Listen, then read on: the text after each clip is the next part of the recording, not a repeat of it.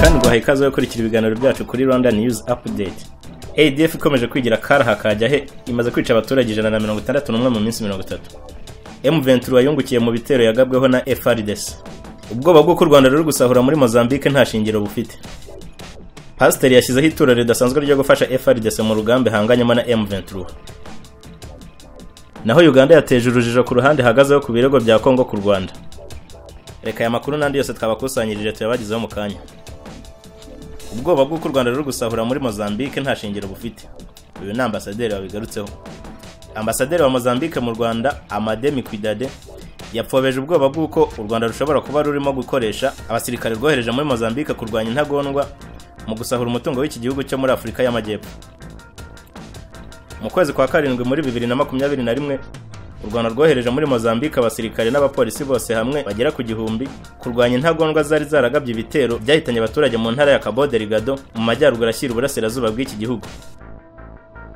Nyuma yaho Perezida w'u Rwanda Paul Kagame yavuze ko uwo mubare waje kwiyongera ukagera ku basirikare n'abapolisi bagera ku 2000.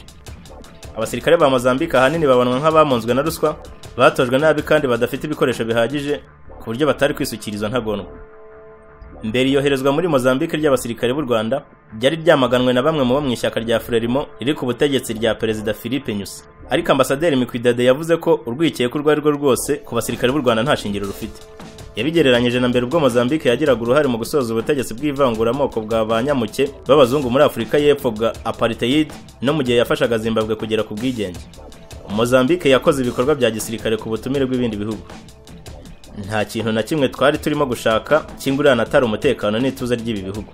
Rero nge simbona impamvu nimwe yo gushya ubwoba. U Rwanda nta mutungo na mukeya wacu ruzatwara. Ambasaderi Mikwidade yabivugiye mu kiganiro n'abanyamakuru bo muri Mozambique bari bagiye mu Rwanda mu nama y'umuryango w'ibihugu bikoresha icyongereza COGAMO 2022 yarangiriye i Kigali mu cyumweru gishize. Hashize igihe bamwe mu mashyaka atavuga rumwe n'ubutegetsi muri Mozambique bavuga ko kuba abasirikare b'u Rwanda bari kurwanya intagondwa mu karere gasanzwe gakize ku mitungo kamere bashobora no gufatirana bagasahura uwo mutungo. M23 yungukiye mu bitero yagabweho na FARDC. Mu rukerera rwo kwa 28 Kamena urugamba rwongeye kwambikana ubwo ingabo za leta ya Kongo FARDC zagabaga igitero ku nyeshyamba za M23, nyamara izi ngabo nubwo zateye ntizabashije kwihagararaho imbere y'izi nyeshyamba, zanabambuye agace kana mugenga bari bafite kakajya mu maboko y'izi nyeshyamba.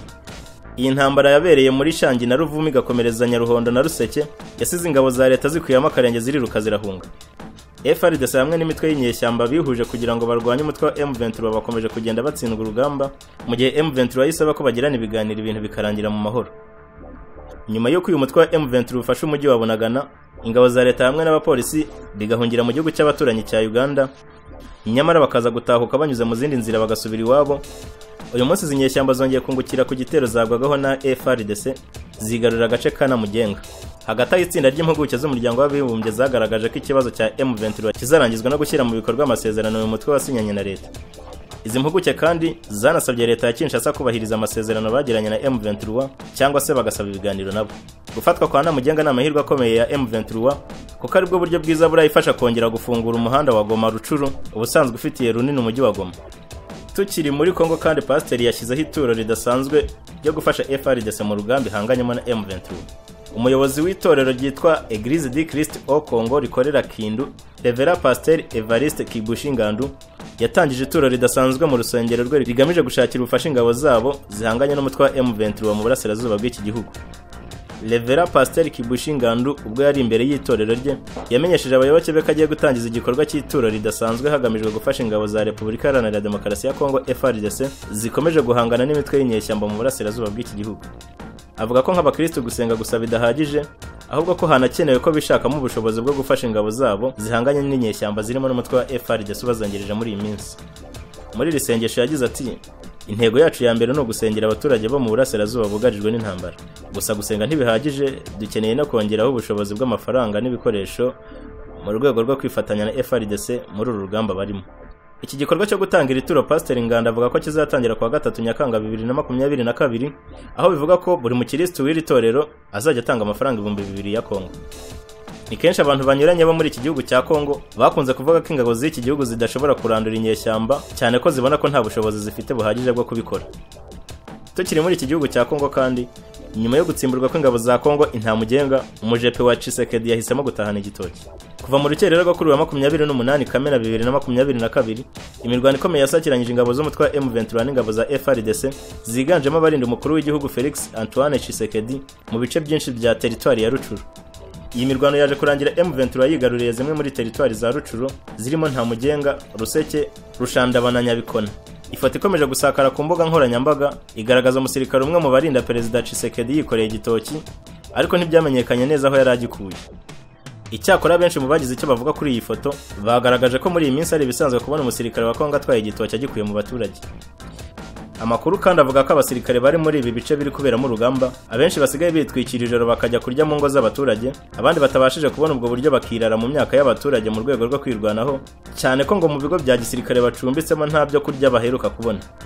Kugeza ubu muri aka gace bavuga ko bafite impungenge ku kuntu M23 irimo kugenda yegera ikigo cya Rumangabo kiri nko mu birometero 8 uvuye muri utu duce M23 yatangiye kugenzura. Kugeza ubu kandi imirwano ikomeye yakomereje muri Grupoma ya Bweza mu bice bya Bikenke na Bugina. Amakuru y'uyu munsi kandi yibanze cyane ari kuvuga muri Kongo. ADF ikomeje kwigira karaha kajya he imaze kwica abaturage 161 mu minsi 30.